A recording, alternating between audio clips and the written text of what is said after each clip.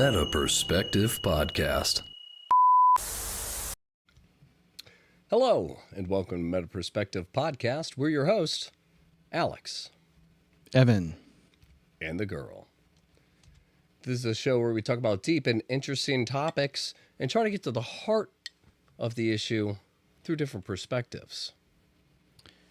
And if this is your first time joining, please give the channel a like and a subscribe. We are streaming on YouTube and trying to build our following, and we will potentially do some giveaways and things like that, so it doesn't hurt to stay active.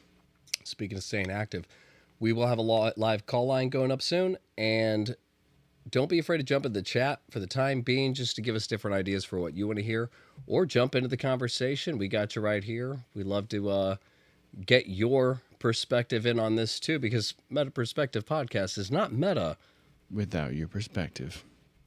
Boom. On tonight's episode, we're going to be talking about the strange phenomenon of ESP. Do you know what that stands for? I can't remember now. It's extrasensory projection or perception people. or something. Extrasensory people. Projection? Yeah, I don't know, actually. So sounds right. Everyone, we had everything else prepared. Perception, yeah. Extrasensory perception. Yeah, we had everything else ready. Everyone's kind of heard of this concept.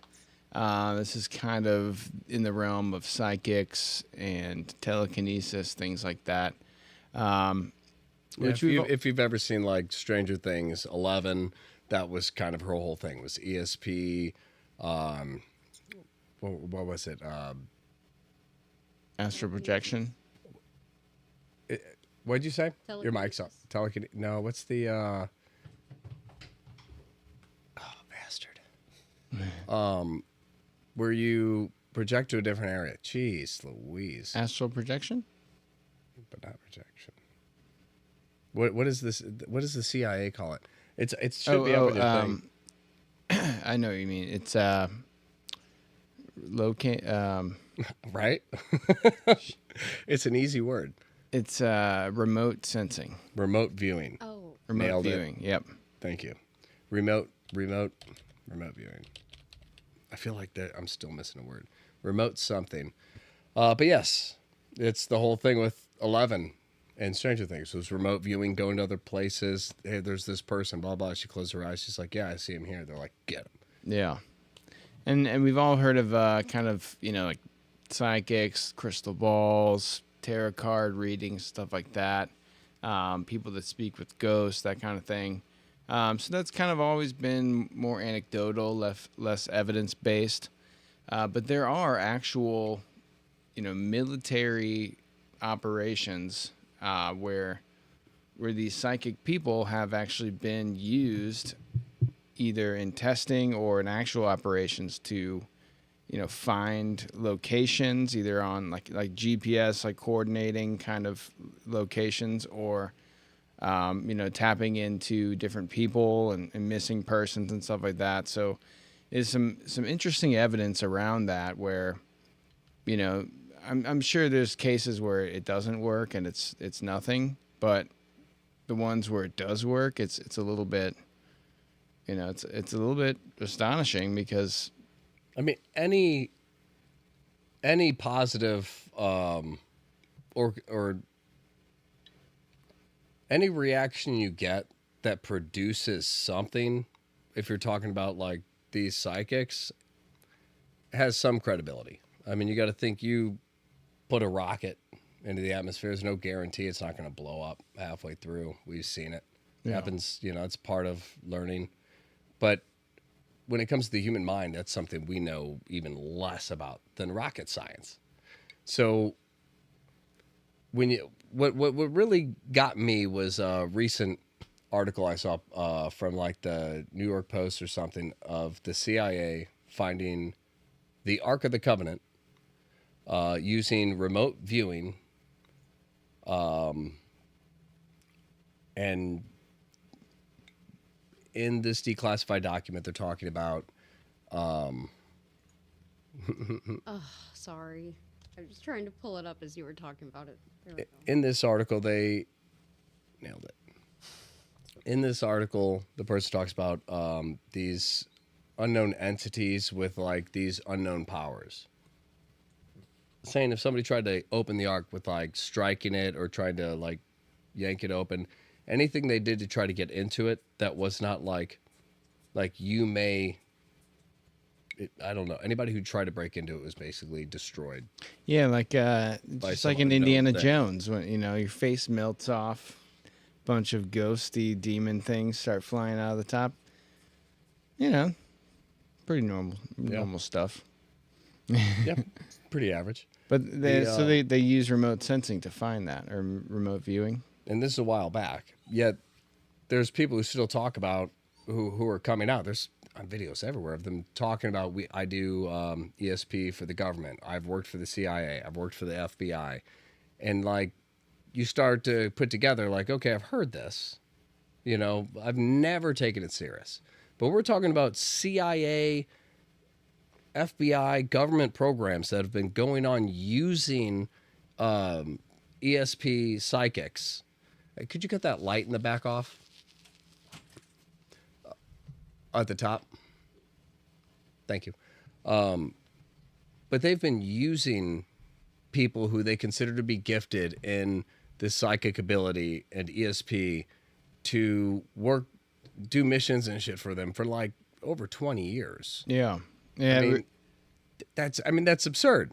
Our people need to realize these are our tax dollars and government money and stuff. That's, our government money going into these government programs. Like, well, that's this. so.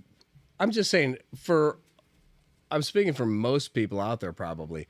ESP, being able to read minds, being able to take yourself into different places on the planet and even at different times. 1980s, I'll go back there. 1720s, I can go wherever. That is not accepted as a real thing across the board. I think I speak for everybody when it's like, that's, maybe there's some like Bigfoot. It's like, people believe it. But if they were like, we found a Bigfoot, even the Bigfoot people would be like, holy shit. Like there's really you're telling me that my tax dollars are going to psychics who are looking through space and time for enemies. Like that's. Well, that was one of the interesting crazy, things about this when I started to look into it. It seems like this kind of research and interest from the government started in like the 1970s.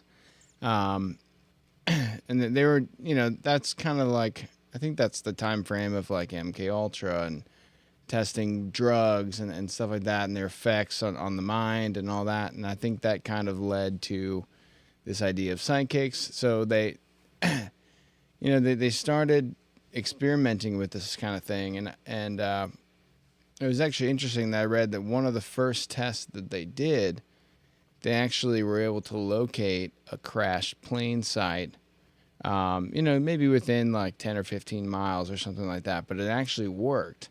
And the article I was reading about it said that kind of snowballed, some backing behind this. Like, okay, this could be a real asset. So they had these people, during the Cold War and all that, trying to locate, hostile threats or, missing persons. And I didn't find a whole lot of substantial, this happened on this date and then this was found or whatever. But, it continued pretty much through the 70s to like the 90s. They kind of, so Stargate was one of the projects, the official government project, Stargate. Sounds a little sci-fi, but I think it was actually scrapped in like the 90s, mid 90s. But then, there's probably still stuff going on now, but it was just interesting that there's actually, not just evidence, but it's worked before. What it kind of seems like is back with the MK Ultra stuff, with the mind control experiments, with the stuff that was on record that the government shut down, it's inhumane, blah, blah, blah, all that jazz. It seems like that was the next step. Okay, we shut down the program. Then you split people up, start different programs. Those programs communicate.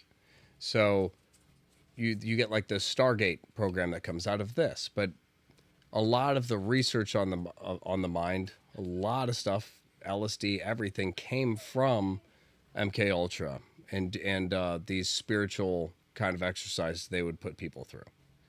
So what gets me is that you have on record back in the day, and I completely understand if you see an article that's, the CIA is using people to find the Ark of the Covenant. That doesn't necessarily, I mean, there's no proof there that they found it and they went there and retrieved it and they were like, this was the location. Because again, we haven't seen it. So if you got it, you're telling us you got it, where's it at? I want to see it.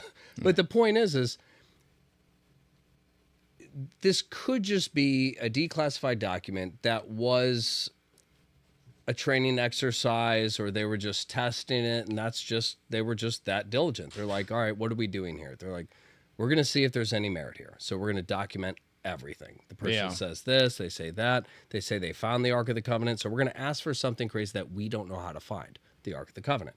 I can understand that it's just kind of a protocol thing, just to test that to different people, see if there's any consistency, see what these, because again, if you're going to be like, all right, tell me this. Well, what's concrete that if 10 people all say it, I might start to look into it? Yeah. Ark of the Covenant would get me if 7 out of 10 people were like, this is the spot, it's guarded by these people. I'd be like, wow, that's freaky. Like, do you guys, share a car? Like, how do you all have the same story on something none of us have seen? Yeah.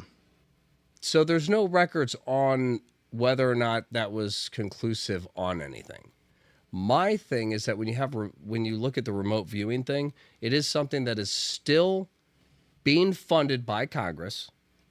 It is something that's still actively going on. You still have the CIA. You have different aspects of the government for different things using people who have these abilities. Yeah.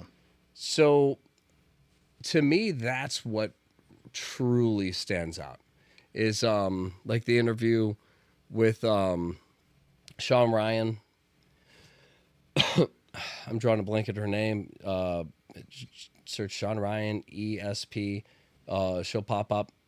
It's like one of the first things, and she worked for the government, CIA, FBI, all that kind of stuff. Dabbled here and there, but a lot of that stuff wasn't like all that long ago. So it's like you see MK Ultra shut down. Then after that, you start seeing these mediums getting used, these psychics getting used for different types of things. And to me, that's what really raises like an eyebrow. Is like, why has it been going on so long? If it's something where you're like, where's the Ark of the Covenant? Yeah, 10 people all said different things. One guy said the moon. Like, it's all different stories. But if 20 years later, you're still doing this kind of stuff, you're still exercising these practices, Congress is still funding these things, you have to wonder how much evidence is there actually out there that we don't know. If we have declassified things saying we do this, and you have people on record saying, I still do this, or I did a few years ago, when you at some point you got to be like, well, where's the records and the stuff that explain how this works, what this is, what we're actually doing? It's weird. It's a weird war tactic. It's a very strange tool. If it's all legitimate, it is strange. Well, there's a couple different angles to this too. So like, when we set out to do this topic, it's something that I know a little bit about, and I didn't, maybe not like the legitimate applications in the past for it, but there's a couple things that come to mind. So, you have your classic, like, kind of con man psychic, who has a show, and he's like, I need someone from the audience. You have a brother. And he's like, oh, I do have a brother. Yeah. It's like, oh, your brother is Tom? Is no longer with us. No, he wasn't Tom. And he's but like, he knew a Tom. His best friend was Tom. It's like, no. He's like, oh, I meant he moved away recently. So it's like, it's reactionary. It's reading off of certain ticks or triggers. So like that kind of, that to me is like probably most psychics. And then, I've experienced certain things in my own life where, things do seem stranger than fiction. And it's like, okay, oh, Did I do but, that? But it seems like, maybe that there's some kind of, unmeasurable type of waves or influence on the world that kind of, maybe it's like on a quantum level or something like that. Time doesn't matter, distance doesn't matter. It's all these things that are going on, and it's not really like, we can we can pick up on it, but it's hard to interpret. So like these psychic people might just be better at interpreting that information, where it's already out there and we all kind of project things into reality, and it becomes manifest, but it's a certain quality or a certain type of person that it takes to pick it up. This also kind of reminds me of the concepts of astral projection and out-of-body experiences, where, there's a lot of evidence to that. There's ways to get your mind into that state where it's more likely. Same thing with lucid dreaming. And also, one of the interesting things that I've looked into in the past, and I listened to a whole podcast about this, but like healers, as opposed to like psychics that like tell you stuff about, this and that. It's like people can heal you physically or spiritually, and there's a lot of interesting evidence around that. Oh yeah. And at the time, the thing I listened to, it was kind of, in one aspect you could think that it was the person healing another person through energy or whatever like that. It could also be the fact that the person receiving the healing actually truly had to believe that they were going to be healed, and then maybe your natural body process takes over and actually heals you. Almost like there's stuff that like almost actually like you break your ankle or you break your leg. Your leg's broken. The bone is, almost broken in half, if not broken in half. Yeah. And you're in a cast, and you're like, I just had an X-ray earlier today. It's still broken in half. So it's almost like if I come up and I have the will and I believe if I do this, it will heal. If you're open to it, then it's almost like I'm communicating to your body and overriding you and saying like it's broken, it's hurt, I feel the pain. I'm overriding all of that with pure confidence of saying it's fine. Something you could do, but the pain blocks you from being able to do. Yeah. Like, and I've actually heard stories of a guy I knew who had broken his leg playing football. I didn't know him at the time, but he told me the story, but went to some monk place out in wherever monks live, and I forgot where he said he was, but he visited some type of monks that were very heavily spiritual, and he was there on a kind of a spiritual retreat for himself. And after what he went through, whatever happened in his life, and he broke his leg playing football. So he goes, he's just kind of a dude. He's got his crutches cast, and these monks come up and they're like, come. And they don't really speak English, so they start pulling him towards this room, and he's like, okay, just kind of hobbling with them. And they lay him down in the stable. He said all three of them started praying over the cast, like heavily praying. He said they were deep and focused just on it. And then he said he started to feel this heat where they were doing it. He started to feel this really intense heat warming his leg up. His whole leg from the inside out started warming up. He said it started to spread through his whole body. He said once it hit his whole body, he said they started yanking the cast off and ripping it off his leg. And he said he lost it. He's like, whoa, stop. Like, my leg is broken. He said they ripped it off. He was able, and they were like, get up. And he said his leg was fully fixed. He went to the doctor. They couldn't explain it. Yeah. And I've heard a lot of stories like this. Lot. There's one that's documented that's a woman who I think her optical nerves to her eyes were either severed or something was wrong with them, or she was totally blind. And she was, I don't know, I think it was involved with like a healer or something like that. Somebody like tried to heal her sight. But medically, she could see again, and her eyes were fine. And Those it's are the certain things trippiest like that. stories. The trippiest stories are when the doctors say, there's no way for us to reconnect this without surgery. Yeah. And then like a month later, they come back and the person looks like it's fully reconnected. Yeah. Like that's not how it works. We can't describe it. There's so many stories like that, from muscles to bones to eyes. See, and that- it's the same stories as Jesus of being able to heal. The same things he said he passed down. Right. So that's kind of my whole thing. When you look into ESP, that's to me the weirdness about it. Is it's like, yes, intense focus, I believe, can do something. Obviously, if you're at work and you're not focused on your job, you do a bad job. If you focus every day at work as intently as you can on what you're doing and you're passionate and focused and believe in what you're doing, you're going to learn more. You're going to get better at your job. People are going to notice. You're going to get promoted. You're going to succeed there. In whatever field you focus on, you will exceed. There's no question. We all can agree on that.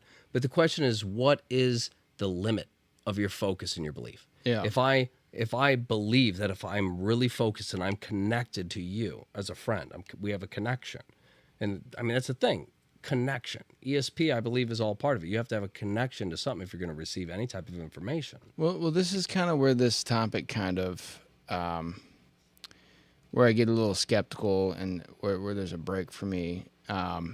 Things like healing, things like maybe psychic readings when you're with the person at that moment and you're reading off them, whether it's, this kind of telekinetic power or if it's just some heightened perception that you can't necessarily explain or understand. I'm more likely to believe that someone was healed either by their own body believing it's true and it actually happens, or by somebody somehow, like the monks, doing something to where it's like your energy and their energy combines for the result. But it's harder for me to make the jump from people. I have a connection to you, and I want to help you, and I'm focused to help you to going back in time to a place that nobody in my reality remembers or ever experienced. Or locating some plane crash or something like that. That's like nobody knows where that is. I mean, it's probably to me it would be more likely for a psychic. Except for the one survivor. Right. So like it's more likely for me to believe that a psychic could find a missing person than to find a plane crash or to find a location where something like the Covenant exists, or Ark of the Covenant.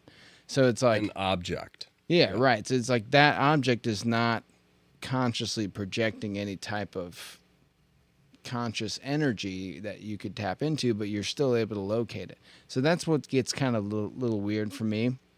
But I mean, apparently it's a thing. And I do agree that, I mean, that's where I think it goes into that kind of religious, more spiritual area.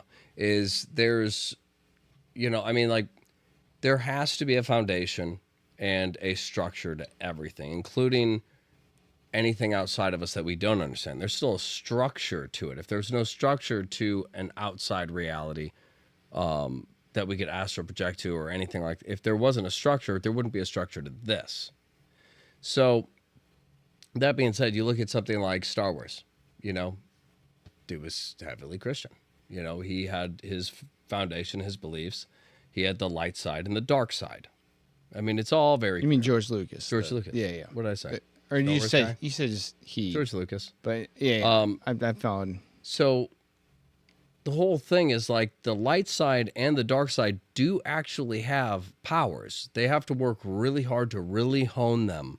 It's not just like, hey, we just naturally have these gifts. Yeah, but you have to hone them to where you can actually use them. Otherwise, somebody could still overpower you. So the strongest people on the dark side are the people, like, Darth Vader, etc. They have the force grip where they can just grab you. They have this almost telekinesis, all these kind of things. And the light side has more of like an emotional in the moment thing where it's like Jedi mind tricks. Yeah. So it's like, but it's like, it's pure. And that's part of the idea is these aren't the droids you're looking for. Which kind of, if you look at the background, this is why? Because what we're here to do is something good. We're trying to help. And it's that connection of like, okay, I'll allow it. You know, you're right. It's not. You know, it's this connection with that individual. While the dark side is very absent of the connection. It's more of just like, it's all me. I have the raw power. So that's what gets me is like, to me, it makes perfect sense that if you're in a relationship with somebody, you're really connected with them, you know, girls can relate to this kind of thing. You know, the guy goes out, he cheats. He's not just out late like he is often. This time it's different. This time it feels a different way. It feels a very specific way. Suddenly I'm sitting at home watching a show and all of a sudden I have this really specific feeling. I believe that kind of ESP, that kind of like, I believe in that stuff. I've experienced that kind of stuff. And a lot of that is because you know the person.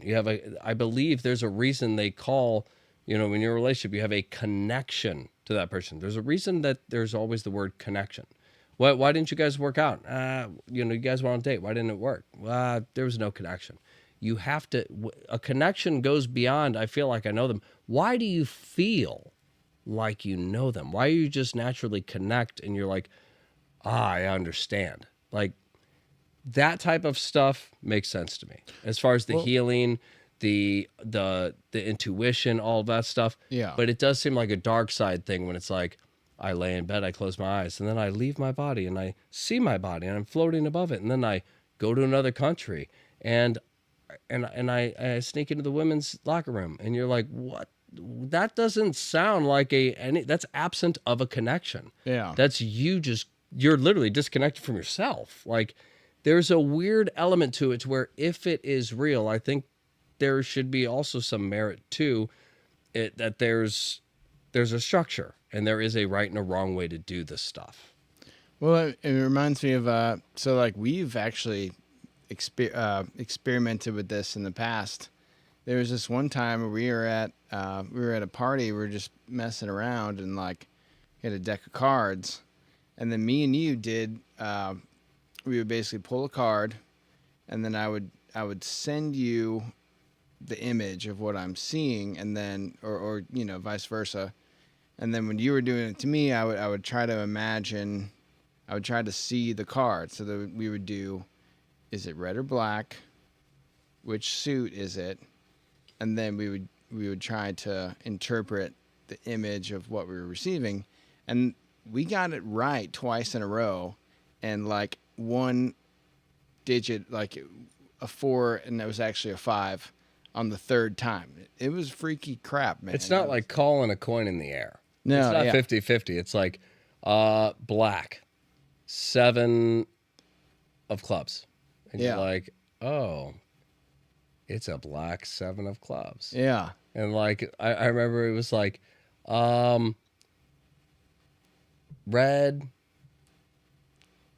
5 of hearts. And it's like, ooh, it was a red 5 of diamonds. Yeah. Like, the fuck? Like, this is like, whoa. Yeah. It's like there really is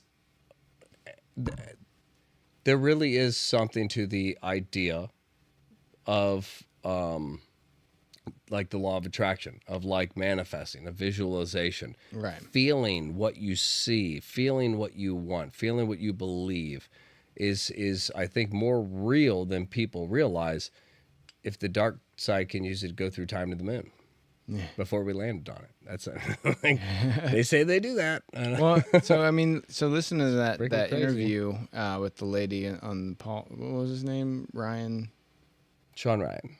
Sean Ryan. So like the lady was kind of describing, you know, trying to describe how she would get these visions or whatever, and you know, she kind of was saying that it's a feeling kind of thing. She brought him an example of she was talking to somebody and he had some kind of medical condition. It was like one of the podcast, you know, producers or something like that. And they were talking and she's like, oh, well, what was your birthday?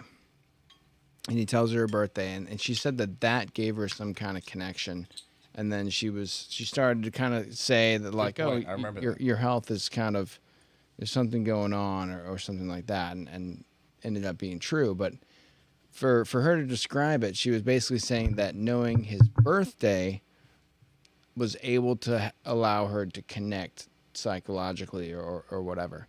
And, you know, Which makes sense when you look into the idea of witchcraft. You look into like a voodoo doll or any kind of ritual that, you know, Satanists, witches, all of those things typically go along the same lines. Not saying we've dove into that yet, but we all know the stories of like, all I need is a clipping of their hair or Right. something like that. You need like something that they've But notice touched when or- it goes to that evil side, it always seems to be an absence of connection. Not a spiritual connection. I need your hair. Not this connection. I need this.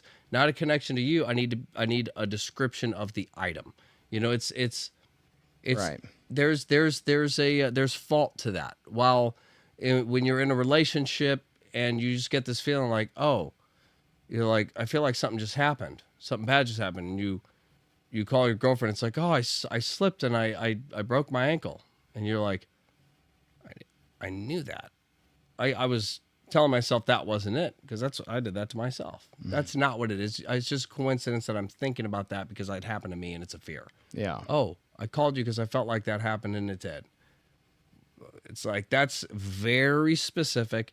That emotion, that feeling, it pinpoints to it. While I feel like some of this other stuff when it gets into the ESP area is kind of like Stranger Things. Well- like, let's open a portal to another dimension and ruin everything So for everybody. So one thing that Oops. and maybe some of you guys chime in the chat. Let us know if you've experienced this kind of thing before, because I feel like this is a pretty common phenomenon, and it goes beyond coincidence for me because how frequently it happens sometimes and how noticeable it is.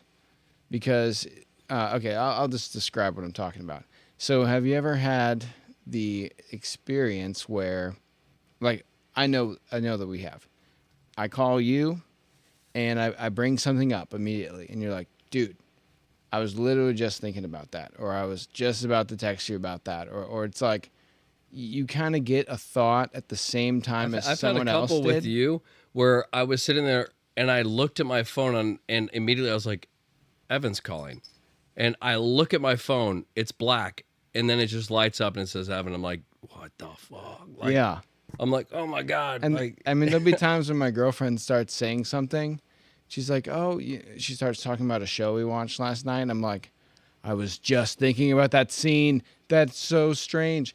So it's like, you know, well, I feel like when you're connected with somebody, Right. that's part of it, is when you're thinking a certain way, the reason she would be able to pick up off of what you're thinking about is because she's already connected to you. So even though she's not connected to what you're thinking about, she's connected to you, and it draws that parallel. right. But it's different. It's more believable when you're right next to the person and there may be some type of subtle, unnoticeable psychological or observant kind of reaction there. But when it's like over the phone or something like that, when your buddy's, you know, miles away or in a different state or something like that, that's when it gets a little more strange. And I do believe that it's probably easier to connect to someone that you are familiar with than a stranger. But it's just interesting how often that happens, because it happens. It seems to happen a lot. And I feel like it also depends on how much, as a stranger, that person puts themselves out there. right. You know, think about it as, I'm a celebrity, I'm a singer, I have an image, a persona. The John Cena interview where they were asking him about who he is and how the dude over him owns the rights to his name, and they're like, but you know, it's a stage name, and he's like, no, that's my name. They're like, so they kind of own you. He's like, kind of. And he was like explaining how it's totally fine, he wouldn't be who he is without it, and this and that. And they're like, but you can never really be yourself. And he's like, what's more fun than being this? And it's like, it's one of those things where it's like, you probably couldn't connect to a John Cena because you don't know who John Cena is. You just know the persona that he wants you to believe. That's not connected to him, other than it's a persona. Yeah. But I feel like I don't, that's why the whole dark side of it freaks me out, because it's like, how do you find somebody in another country based off a description or a picture? Right. Like, you've never met this person, you've never heard them, you don't know their mannerisms, you have no connection tying yourself to them. yet you're able to locate what country and what area of Right. that country they're in. I mean, that to me is where it starts to get a little Sci-fi. fishy, because it's like, I can believe that every conscious being throughout time has left a vibration of their conscious experience, and then you're able to pick up on that. What I don't understand is how you're able to locate that in a sea of interference, we'll say. Like how does that thing stand out amongst everyone else's input? If we are buying the idea, Again, so with a connection with somebody you know, right, it's but like plausible. to an object, But to an object that I haven't seen that you've described to me, yeah, specifically the Ark of the Covenant, it's like, oh, let's get the guy in here to describe it. He's seen it. Well, then where's it at? Nobody knows. Why? Because nobody's seen it. So how do you find something nobody has seen? and Just based off of the almost just based off the vibrational level of its importance. Like it makes no sense. Yet the CIA was spending America's money to try to see. And it also makes me wonder, like, And it makes me mad if they were just bullshitting, spending our money. And they're like, where's the Ark of the Covenant? Like, who knows? Let's go for champagne later. You're like, fuck you guys, man. Well, it almost also makes me wonder, like, even just anybody, thinking in your head and just thinking about a certain thing, like, yeah, like you hold an object from somebody who is missing or something like that, and then just seeing what pops in your head. And like most people probably maybe aren't enough aware of themselves and their own mind to interpret that. But it's also, I feel like, the fact that I probably wouldn't believe that the first thing that popped in my head was reality, I wouldn't say anything. I wouldn't dive into it. It would just be gone. But I wonder how often, if you're able to somehow test this or test it in yourself and see how, try to verify if you were right and how many times your whatever popped into your head vision was actually real. And I'd wonder if somebody or me or, if normal people actually have this ability, but then they're either they don't believe it enough to understand it, or they're closed out to the idea, so that it just doesn't work or it doesn't mean anything. And I wonder how often that happens in normal people's lives that we never hear about or never think about. Yeah, I'll say even for me, like, I've had, countless situations where I knew something was going to happen and it did. And, it's like I could call myself one of those, I guess. But I also don't accept a definition until I understand that that's what the definition is. So for me to say, like, I'm able to do this stuff because I can read minds. I joke about reading minds, but maybe I'm just extrasensory. Maybe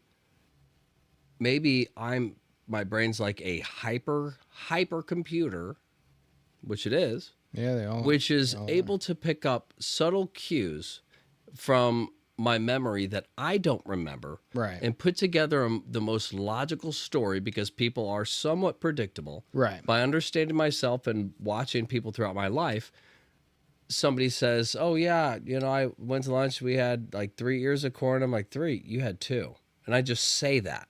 I don't even mean to. I just know it's the truth, and I say it to correct them. Before I realize I wasn't there, I don't know. And then they stop. They don't call me out. They go, "You're right." Well, how'd you know that? They get thrown off. And it's like, again, it's one of those things where, do I just know how this person eats? And I know that these two people, with what they said they had, they couldn't have done that. And then through that, like, my mind just computed so well that I knew that that wasn't a possibility. Yeah. Or did I actually tap into the frequency and know what they knew? You need real definitions to be able to define what you're doing there. Right. So, but the act of what's happening 100% is real. I've had so many experiences where I'd be somewhere and just get this feeling of this just happened. And then, later I found out 100% it happened, not just happened the way I thought. And it's like, that for how sure I was over an intuitive hit that popped in my head out of nowhere, that an immense thought that was not mine that came out and just like overshadowed all of my other thoughts and was like, this is a thought. And I'm like, oh, that's not my thought. Excuse me. Hear that one. Lots of beers. But it's like, this isn't my thought. But it's so prominent in my mind. It just popped up out of nowhere. And the weirdest thing is I'm 100% sure that it's more right than any of my other thoughts. This is truth. This is real. And then I found out it's real. But again, in the same situation, if it's not what if what came to your mind is not what you want, you're going to fight it. There's so many different things. If you don't understand it, you're going to fight it. So to your question, like how many people go through stuff and don't know, I would say most. Right. Most people probably have these experiences and redefine them to fit what they already know. Right. Instead of trying to redefine everything they do, because it's a huge change. It's, oh, wait, if I'm able to connect with people in a way that allows me to tap into them as almost like a melding of spirits. If I'm able to do that and feel what they feel and think what they think when it's most powerful and when I give attention, then what does that mean for how I act and what I give off and how I think and how I treat, the paper boy, whatever it is. I can't think of anything, but road rage, you're driving, somebody's in front of you and you're like, if this person doesn't fucking go faster, like in the back area, you're like, I want to just hit them a little bit, just speed up. And then you're like, whoa, that would automatically be my fault. That would be a lot of money. That would be a stupid thing to do. But then you think like, what if that was my grandma? This is probably an old person. Like everything sets in. It's like, what is this energy doing towards that person? And what is this energy? Because if I'm able to receive it and stuff like that, what is this and how does it work? Again, without definitions, I think that's people's faults, is they don't know how to navigate themselves, how to navigate their thoughts, because they don't necessarily know what they mean. So if you don't know what they mean, you're a victim to them. This is a bad situation, so I'm going to react as if it's bad. But what if you knew that reacting as if it's bad made it worse? What if you knew that and understood how it worked? Yeah. Well, then I would not react bad. All right, don't react bad. Well, I don't know that, so I'm going to react bad. It's like, I'm going to react the only way that makes sense. It's I can't tell myself to be different if I don't understand it. Well, in this situation, I'm justified to be upset. Why would I redefine that based off of a theory somebody told me? Right. But when you follow your thoughts, you follow your experiences, you'll notice there's patterns and there is some merit for ESP, 100%. But again, like how far does it go? And also, everyone's kind of heard this term, but I'm sure you can agree that there's a lot of truth to it, but trust your gut or trust your instincts. That could be, I think it's always trust your instincts. Of all of the knowledge that your brain has and just kind of gives you the subconscious response. But, there's times when I haven't trusted my gut and I'm like, damn it, I should trust my gut. So like, everyone can kind of relate to that. But then there's other scenarios where it's like, you just get a weird feeling, like, don't get on the plane. It's like, it's your gut. Don't go home. It's your gut, way. but it's like, it's not like, it's not your gut. It's so weird that something comes to It's so weird you said it like that, because that's what it feels like. It's like in a situation where you kind of foresee something, like you said, like your mental and everything puts it together and your gut's like, I'm going to tell you because you're looking everywhere else that, the bridge does stop, just kind of like I didn't notice all the caution signs and all this stuff, but my gut is telling me, hey, you saw this. You're just focused on everywhere else. You need to focus on what's coming, focus on the road. And you just get this gut thing that says the road is going to be out versus. Right. I'm saying there's a difference. Yeah. And that's the there's weird that thing that pops in. You're like, okay, but that's why I say it's funny you said that, because I never really thought about it, but it's the same gut. Right. It comes from the same thing where you're like, oh, I know this. But I don't know how to describe it. It's a different voice. It's a different frequency with the same exact power of truth. It's like 100%. I know this, but usually when you get those, now that I can kind of separate that, they're usually more constructed, it's deeper. It's like, and it's usually shorter. So if it's me, it's usually like, this is the situation. But then other times I'll get this gut hit, and it's like, for something that I have nothing to do with, and it's like it'll be like, don't go to this place, and I'm like, that's all it said. But I know what it's saying. It's saying all of this stuff. It's saying the police are going to be there. This is going to happen. Somebody's going to get hurt. How it's going to happen is like almost understood through that one thing, but it's coming from the same place. But the energy that's giving it to me, while I've always kind of just associated as the same thing, there is a separation. There is like a you inner voice that's like loud and like, hey, you're not seeing this, buddy. And you're like, oh, thanks, inner me. And then there's this other voice that's like, I know you, there's no way you would know this, but don't do this, you'll get hurt. And you're like, so that's what I'm talking about. Like and it's your like gut, louder, more prominent. Yeah, like your gut reaction is based on things that you're trying to make a decision, or you're trying to, think about something. But then the times that we're talking about this other gut that's like uncontrollable, it's usually stuff that you wouldn't normally do. Like, don't go home this way. Don't take the highway. Go the slow way. That kind of stuff. It's like, no, I would always take the highway. But it's like something pops in your head. You're like, I'm going to take the slow way today. I don't know why, but something about it just feels right. And then it's like, you get home, giant accident. yeah.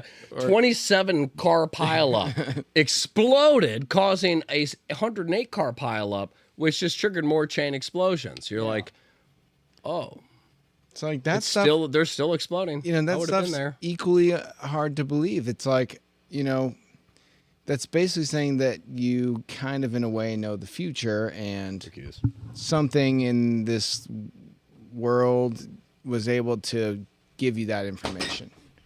Not bad, just a candle. Yeah. No, there's definitely merit to it. So yeah, especially because we can all relate to having some type of similar experience to that in one way or another. Right. Yeah, like if anyone's been in a situation where you avoided death potentially, I've had experiences like that. I've heard people have told me experiences like that where my mom even was going home and then they went a different way, and then like the road that they were going to be on was flooded and killed a bunch of people or something like that. So yeah, it's kind of a trippy aspect to things, and I feel like it's in the same realm with the psychic awareness. And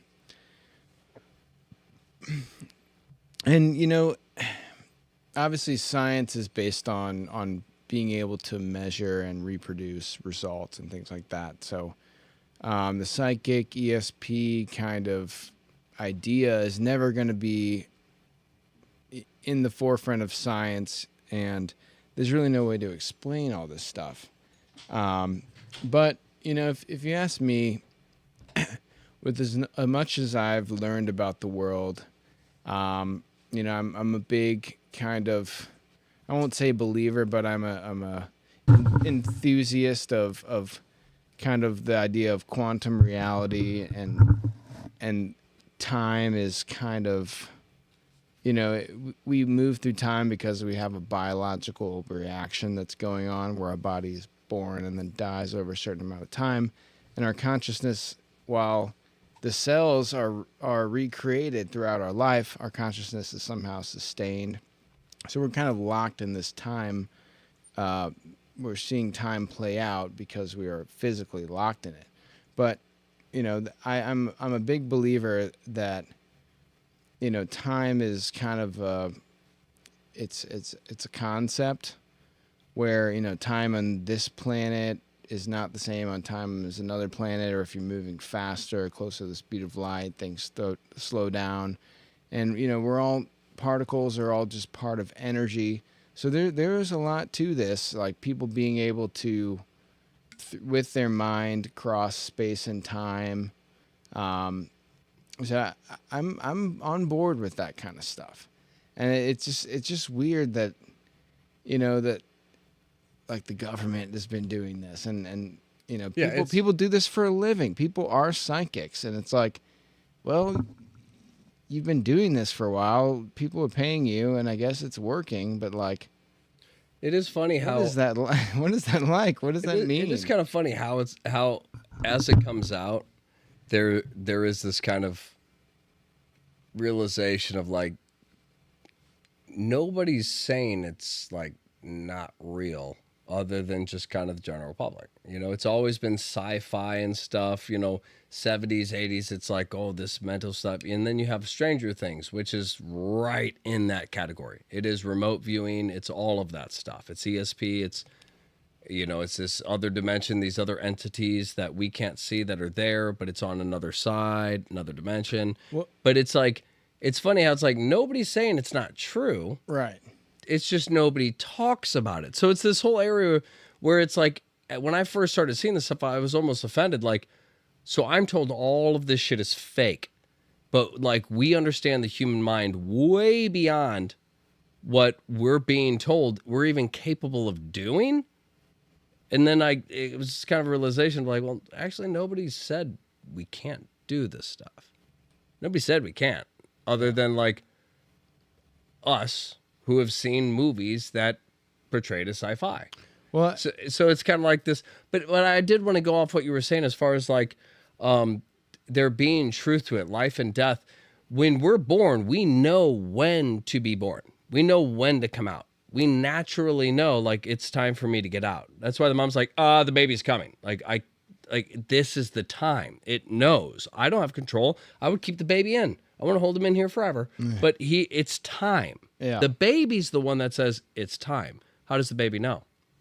There's also been things saying that, within the same Sean Ryan video, the lady explains that she also believes that, there's, when you die, there's the same thing. There's like a spiritual understanding of what to do, like an intuition of like, I already know what I'm supposed to do. I don't know what I'm supposed to do until it's time for me to do it. Same as being a baby. You're like, I'm a baby. Then all of a sudden you're like, oh, it's time for me to leave. I don't know what that means, but it's time for me to be born. I just know I have to do this now. And one of the interesting things, there was a documentary a long time ago when after 9/11, while the buildings were burning, some people were jumping. It was terrible. But there were these like psychological analysts who analyzers who watched these things, and they said the way the people were falling, a lot of them, their arms were out, the way that they were falling, they were like the way their body language, everything is fully accepted. They know they're going to die, and they are choosing and accepting in a different way. Not saying I'm jumping out because, and I'm not saying everybody did that, right? But it's like there was a choice, difference in the body language. Burn alive or die instantly. But it's almost like there was a difference in the body language where people understood, it was almost like an understanding. I don't have a choice, and it was just this like free, accepted, almost like the idea of like killing yourself has now been taken away from you. You're not killing yourself.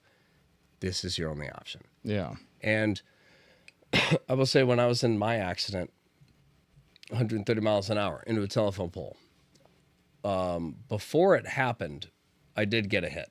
Like, my brain was like, you're going to crash. It just told me, you're going to crash. And I kind of put together the rest with it, because the you're going to crash, the understanding of what it was to me was death.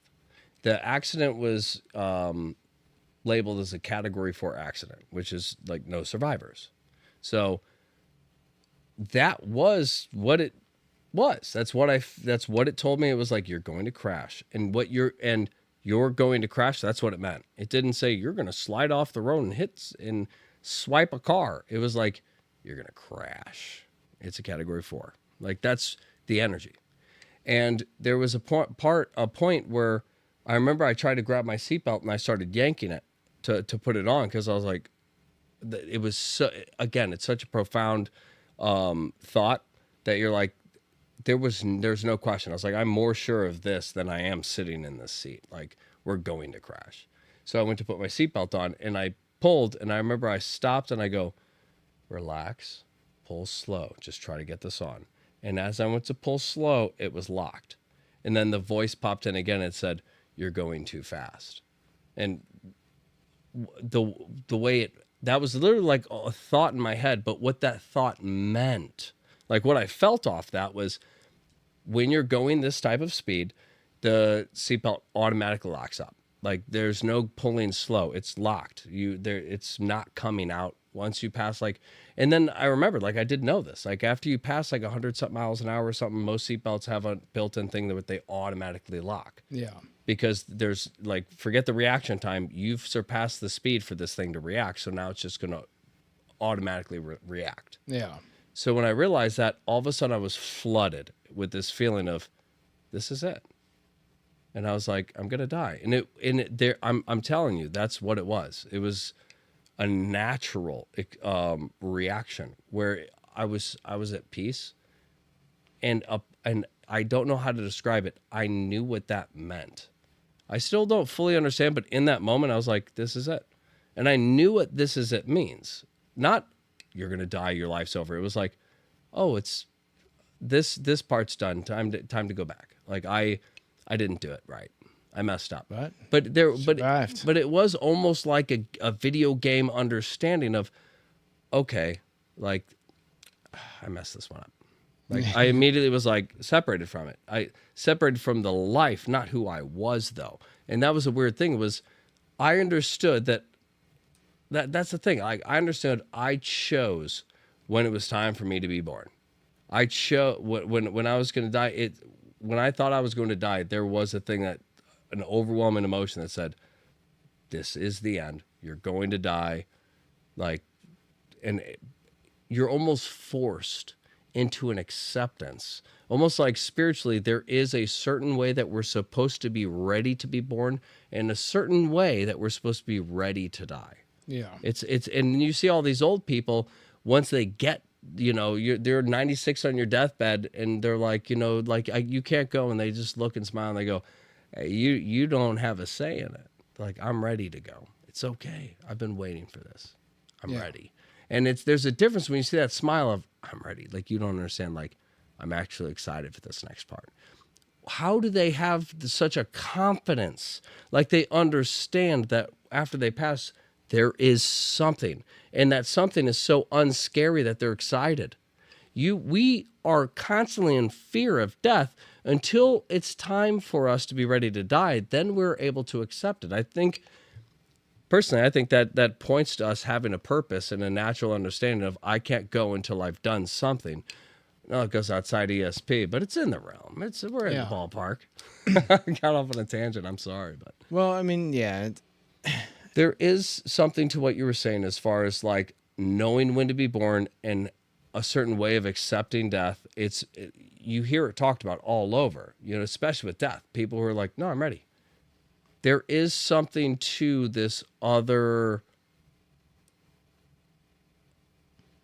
a higher part of you that kind of has all the answers, I guess you could say. Yeah.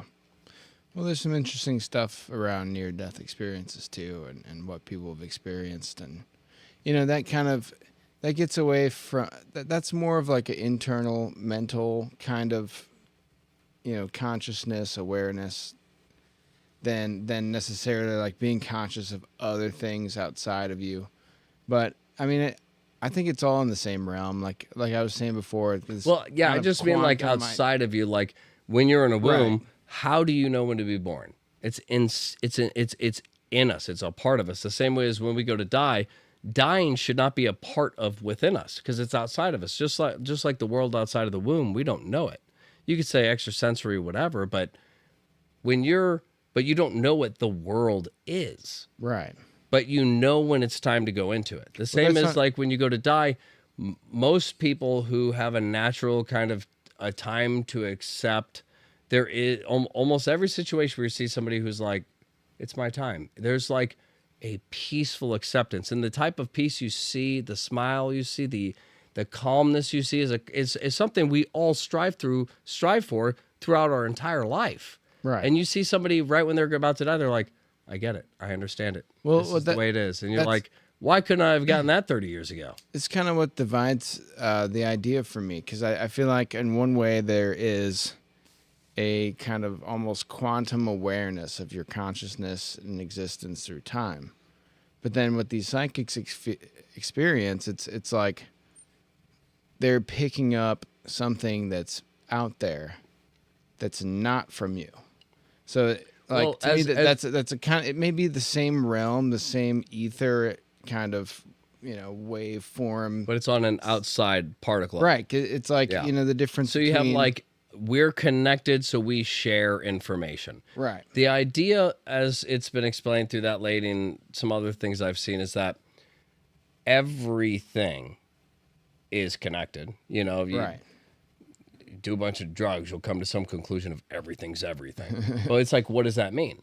You know, everything is everything. You see it in all like some popular movies, things like that, where it's just like everything is all combined. It's all one thing. We are the same. Like Yeah. you see all that stuff. The idea of these kind of Well, I keep forgetting what it's So- called. Remote viewers. Yeah. These type of remote viewers, the idea is that what they're saying is that kind of like how you and me have a connection so we can share information. They're saying in the same way we have a connection throughout everything and all particles. Therefore, you can connect through all of time easily if you clear yourself and you see everything as the same thing. Not like this timeline is my life, but like all time is just time.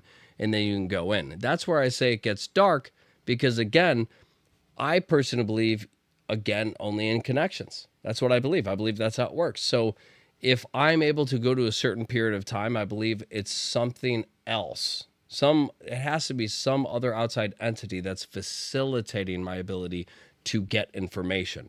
I can't just sit there, close my eyes, think of the Ark of the Covenant, and then I see the actual Ark of the Covenant. I describe it. And again, they emphasize in the document that the person was describing there's seraphims on the side, there's this, like this is how it is, it's wood, silver, gold, this is how it looks, and then the entities protecting it and all these things. I asked you the Ark of the Covenant. You don't fully even understand what the fuck that is because nobody knows what the Ark of the Covenant is. Yeah. So I take you, somebody who thinks they have special abilities, I'm like, find an impossible thing. And you're like, this is what it looks like.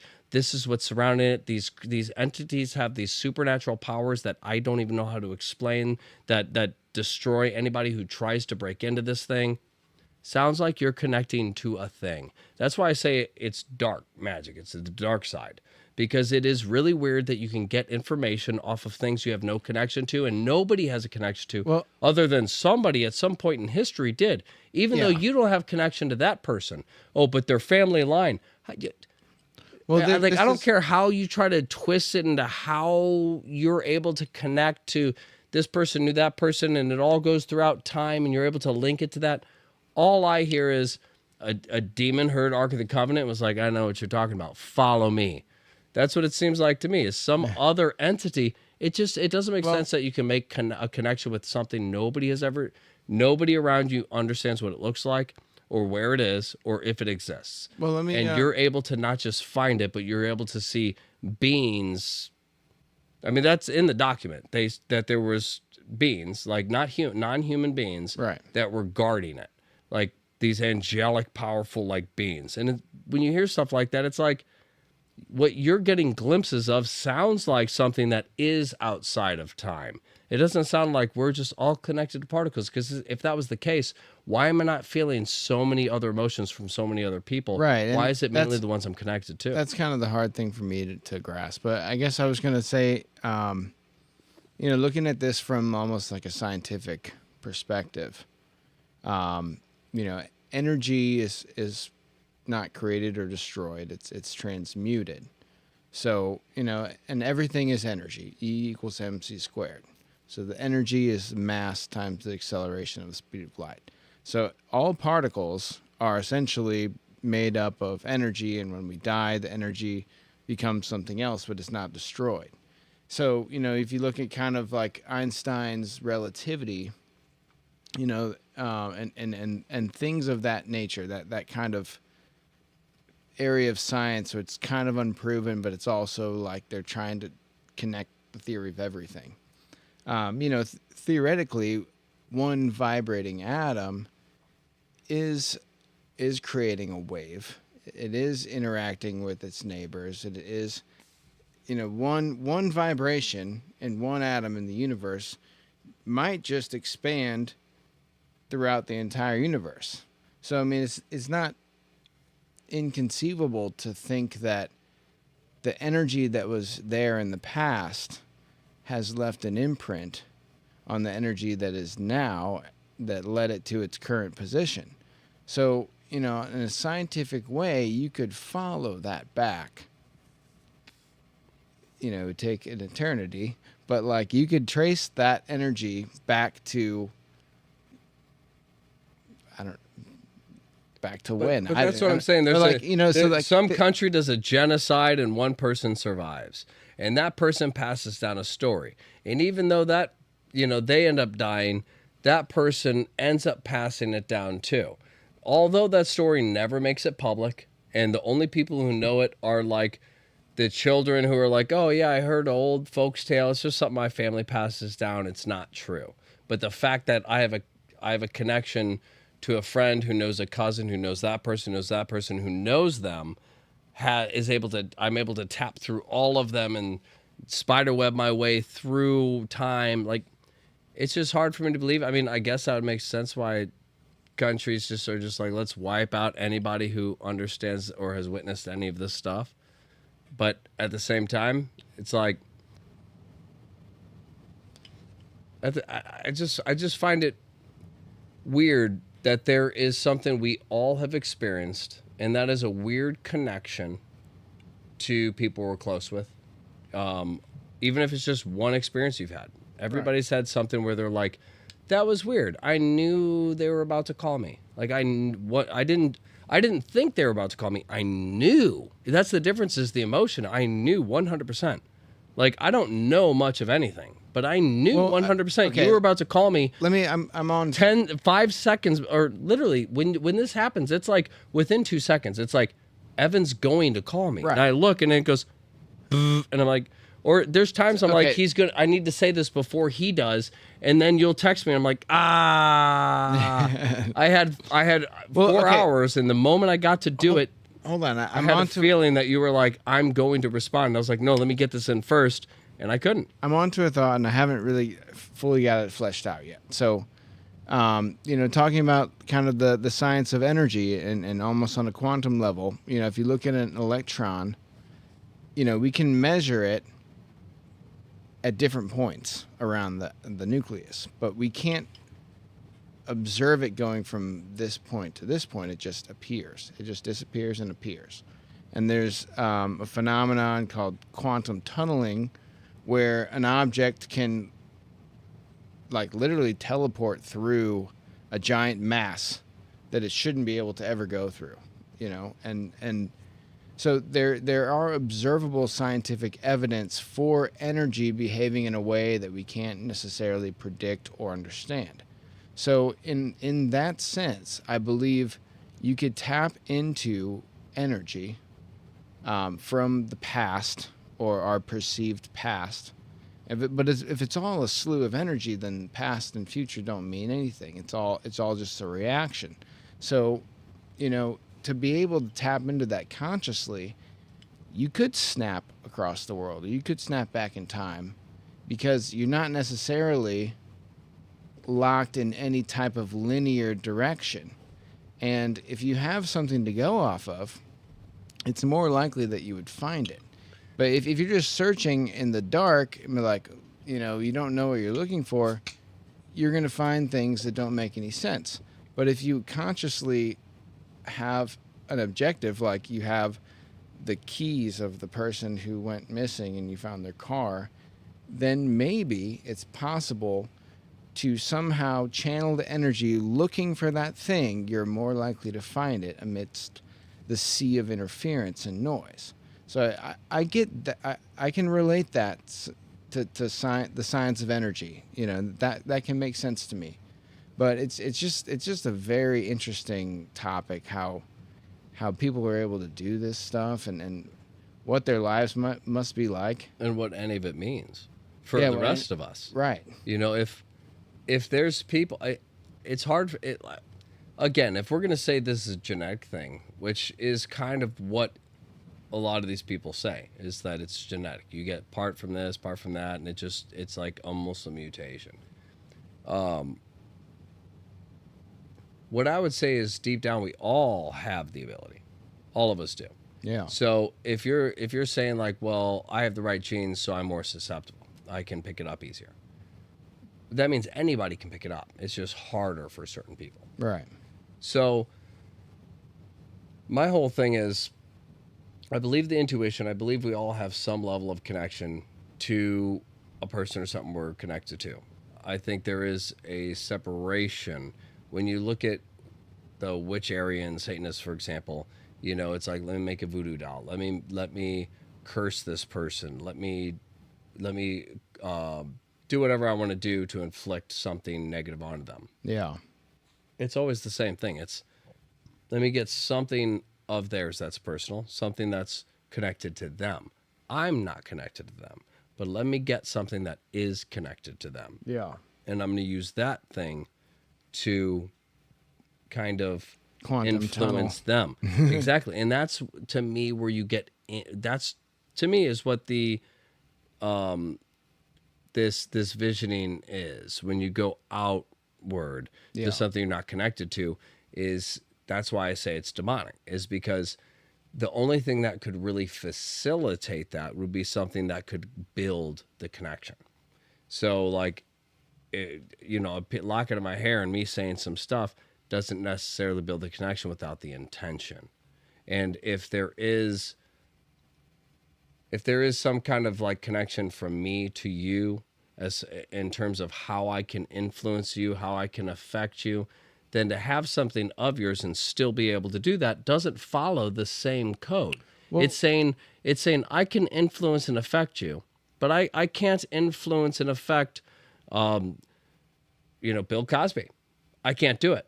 I can go into my mind and try, but I can't do it. However, if I have a piece of his clothing he wore, to me, when you get into that realm, the whole thing with the Satanists and the witches, usually, because I've talked to a few, usually is facilitated by some type of demon or what they call an entity.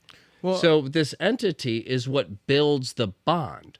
And that's where I get a little confused with the objects of like the quantum entanglement thing. I hear and get what you're saying, but there's also that element of it still doesn't follow the same mathematics and structure as everything else would. Well, what about because you need some type of connection to allow it to happen. So something would have to build the connection. It couldn't be the idea of a connection because you haven't made it. Okay, so maybe in that context, could you explain something like the healers we were talking about, or potentially, like a psychic finding a missing person? That in that sense, it's like, they're doing something good. Do you still think that would be some type of demonic entity that would facilitate that? No. And the reason for that is because these people are more trained into seeing the pain. So it's like, okay. So it's like there's love and there's they'd be love and picking hate. off that person's pain. There's love and hate. And if you are built as a monk to be just love and try to mimic yourself after a highly religious idol like Jesus or somebody like that, then what you're going to display is somebody who understands, I cannot react and look at you this way if I want to follow this person, my idol. I have to change how I view what you're going through. So instead, when you scream at me, instead of me reacting, I'm going to try to look inward to you and see and try to understand what you're going through, because I have healed myself. So now that you're yelling at me, I can relate to the pain. So just walking around with a broken leg, because I have gone through things, I can relate and understand. By you coming with me, by the process is creating the connection. So is this more like the natural? The Siths and the Jedis, like the light and dark, same power, different means. Yeah, Jesus would come to people, and almost everybody Jesus healed. A lot of the times, like the woman who just grabbed his garment, and he was like, I felt the power leave me. Like, obviously it was bluff, but it's like, I felt the power leave me. Somebody grabbed me. And the woman, even though he had kind of made a scene of saying like, I'm going to heal somebody and the power has been taken from me because somebody touched my garment. He turns around, the woman was like smiling. She's like, it was me. I was ruined. Like, I knew that just touching you would do this. And by the end of it, he basically was like, okay, just to let you know, like, you didn't really take my power. He's like, it was your faith. It was that you believed I had the powers, what allowed me to do this for you.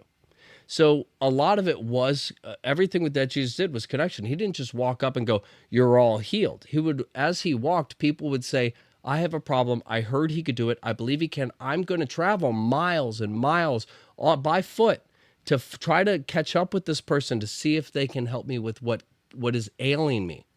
And if you're sitting there like, I'm not going all that way, then you keep your issues. Right. And that was kind of the idea is through the book, he only healed the people who came and said and asked for the help. Even his own disciples would be like, why are you doing all of this? For all of these people, I've been by your side for this long. And my son is still dying. Why? Why have you not helped me? He's like, why have you not asked? That's what it is. Yeah. You need to accept. You believe I can do this stuff, yet you haven't asked me. Yes, but I believe you can do this, and I follow you. Clearly, I believe in you. All my faith is in you, and I know you can do this. He's like, but what's stopping you from asking me? Right. It's like there's a part of you that doesn't believe that you deserve it. And I guess, and you need to work through what makes you feel you don't deserve me to heal your family. While you see me healing people who you think don't deserve it, you're yelling at me, why are you healing people that don't deserve it when you know I've been by your side and you're not helping me? Why haven't you asked me? Yeah. They asked me. There's a difference between of being bare and saying, I need the help. When you see somebody on the crutches and they look like they're just miserable and you go and you're like, we're going to help you.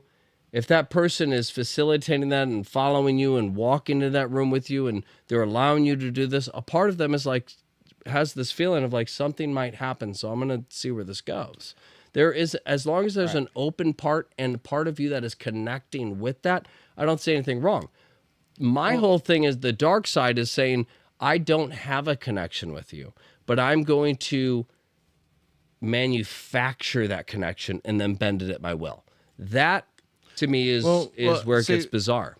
So that's what I'm kind of trying to distinguish. And I think, at least in my perspective, that this ability isn't facilitated by anything good or bad. And from what you said, and tying this into what I'm thinking here is that, like I think it you're is. able. I think it is good or bad. Well, that's what I'm saying. You could use it in a good way or in a bad way. And I think what you're saying, kind of like, okay, if I can just explain it this way, that there are forces of good and evil out there, and depending on what you are trying to tap into, like you were saying, a missing person is easier to find because you can pick up on the pain of that person. It doesn't mean that you're using a demonic entity to connect to that person. It means that you're picking up on their pain, and maybe there's a demonic entity associated with them, but it's not facilitating. It's not facilitating. I'm saying using and trying to let me say the other side, trying to bridge a gap to create a connection that you don't have. That is what I would say would be the dark part of it. If my intentions are that I want to help this person and I see their pain and I talk to them, hey, is everything going okay? And they open up what's going on. I ask if I can help. They say yes. They accept the help. Then I give them the help. They get helped. Versus me forcing my way and saying, this person needs help. I'm going to do something. Now, whatever is facilitating that connection that I don't have with that person, and I'm pushing a will at them, a curse, things like that, like witches are, if not more prominent now than ever. Like, this is real stuff. These people truly believe in this shit. I guess what I was trying to distinguish, it does kind of relate to that Star Wars concept where it's, the Force can be used by the Sith or the Jedi, good or evil. Yeah, it's understanding how it works and using it the way it works versus saying, I know there's a power and I want it to work this way. It's like, it's a major separation. I can see somebody, that's the idea of prayer. You know, the idea of prayer, the whole point of prayer is I wish all this good stuff towards that person. And it's the idea of that is pure. I'm not getting anything out of my time for sitting here praying for somebody else. I'm getting nothing out of it other than hoping that this person gets their own peace. Versus anything that you do that has an agenda without a connection. I think that's kind of the definition. You know, like, hey, go find the Ark of the Covenant. The reason I think that's facilitated by evil is because it's not your decision. It's not your choice. You're using something that you don't understand to connect with something that you shouldn't be able to connect with, that you've never had a connection with.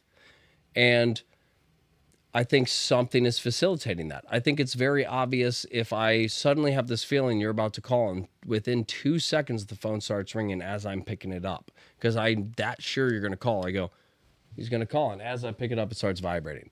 That to me makes sense. I know you. I know your stuff, but at the same time, while I didn't expect it, I knew it. But are you saying that that's facilitated by something good or evil? I think that's good. I think that's natural, not good or evil. That's what I'm saying. Not good or that's evil. What I'm saying. It's natural. Let me hold on. No. Just real quick, man, because I've been trying to build this argument, and you're. I know how you feel about it, and all I'm saying is, if we take away the facilitation of this ability to not be good or evil, but simply the fact that you can pick up on good or evil, not being facilitated by anything necessarily, it's just you're just detecting the presence of a good or an evil type of power or energy. It's not necessarily that one or the other is helping you see that. It's just that because it's there, you're able to tap into it, and depending on your intention is what dictates. Good intention can still be evil. But no, I just mean like intention as if, you know, like you're trying to do something good. You're trying to help somebody. You're trying to give them a psychic reading into their life. Do you think that like a demonic presence would help somebody get something out of that? Yes. Facilitate a good because it's negative. Beneficial thing because in their it's life? negative. Because it's negative. I am trying to reconnect you with somebody that you lost because you're vulnerable. No, desperate, I'm not and saying open. like a dead, not connecting with the dead. But as, I'm but saying as like an example, like what's going that's an on example. in your life. I can do any example, but that specific example, Like the lady that was saying that, like, oh, you have a health thing, and you know, like because the person was open with them, connected. But when you go to the stars, you go to that stuff. Yes, I don't believe that's necessarily right because none of that is anything that you should honestly understand. There's what somebody's going through, understanding it, and maybe knowing how to fix it. And then there's predicting futures, predicting this. This person could change how they are and redirect the entire course so that doesn't happen. So to be able to say, oh, I'm reading your palm, you're going to get cancer in 2 months. And then you get cancer in 2 months. That was not set in the stars. I don't believe that. I believe that was facilitated. A camera froze. Oh, it did freeze. oh, Beep, bop. everything's frozen, guys. My doggy's frozen. Well, we are kind of getting up on the time anyway. I guess we should probably end it here. We should come back to this topic, though. Yeah, This is no, an interesting one. I think there's a lot more coming out, too, and definitely a much deeper rabbit hole than I thought there was. Yeah, to go I'm down. going to dive deeper into this rabbit hole now. But now that just doing the little bit of research I did, like, I'm sucked in. I want to know more. I want to find more. So I'm down to come back to this. So just to kind of end my thing, I'll end it here. We'll do closings, and I basically, the way I see it is, if I have a connection with you, and I love you as a friend, and I want good for you, I think it's not about the intention. It's about essentially the cause. You know, you like if You're good at his podcast. Yeah, you do close up of me. There we go. the beard will hide that you're actually not talking. Yeah. Staying very still. But the idea for me is if it's not about intention, because intention can be good-willed and be bad. Like, I want this person to get this job, and the job is the last thing they wanted. I just want it because they wanted it. It's like that's not based on anything. None of it is. True love is true, which is I care about you, so I want you to have a job you're happy with. So that's what I would pray on. That's what I would hope on, that you have what you want, or that what you need, while it is simultaneously what you want. I wouldn't sit there and say, oh, let me look in and try to contact somebody you know who died and create and fabricate a scenario where you can communicate with your dead grandma. People do that. I'm going to, read your future. It looks like you get cancer. You die at this age. You marry this type of woman. All these things are outside of the reality. When it goes to the going to the future, going to the past, if I'm sitting here with goodwill towards you, I believe that is my genuine energy going towards you as a friend with real, true intentions of, I want you to be healthy. I can't tell you if you're going to get cancer in a month. I can't.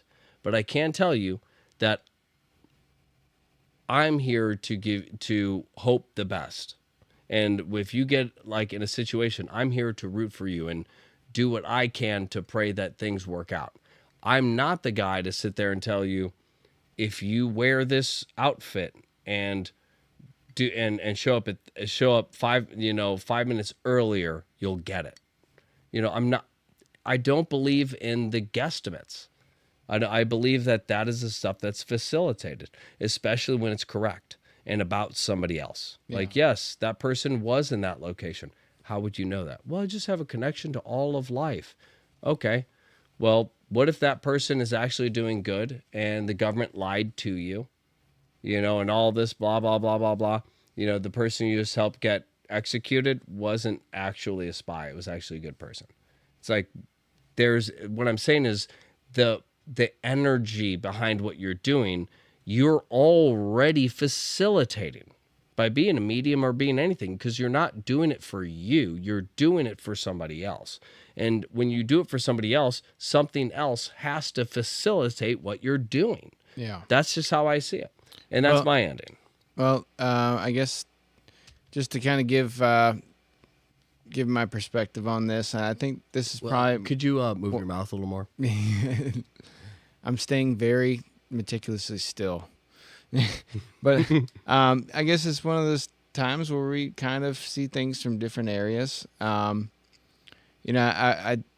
from what I've seen and heard about kind of the psychic thing and experiences, it seems like they pick up on energies, either good or bad, and then that is maybe what helps them, be able to do what they do. And it's something that's unexplained. And I try to, anything like this, I try to take a scientific route, because that's usually where my brain goes. And this is just something that I cannot pinpoint to any type of... I dated an actual witch who was friends with a entity that lived in her house. It was a black shadow that she would see from time and time again.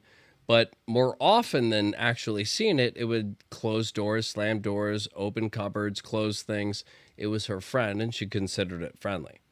I had to explain to this witch that that's not friendly behavior. That while the energy you feel from it is good, nothing it's doing is beneficial, and everything it's doing is trying to be noticed. Right. It's trying to get you to connect with it.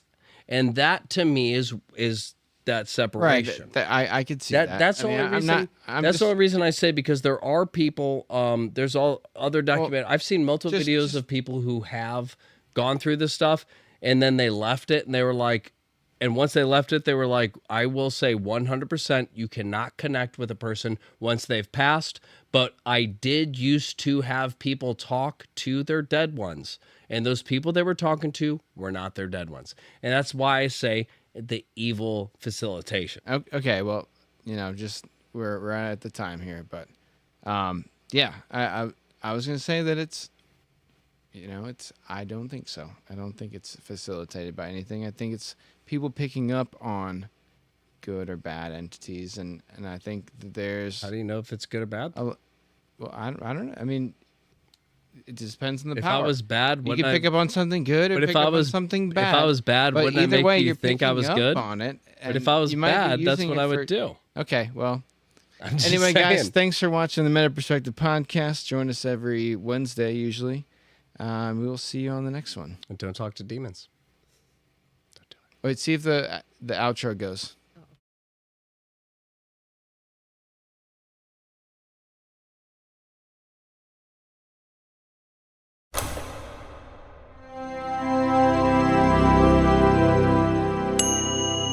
Meta Perspective Podcast.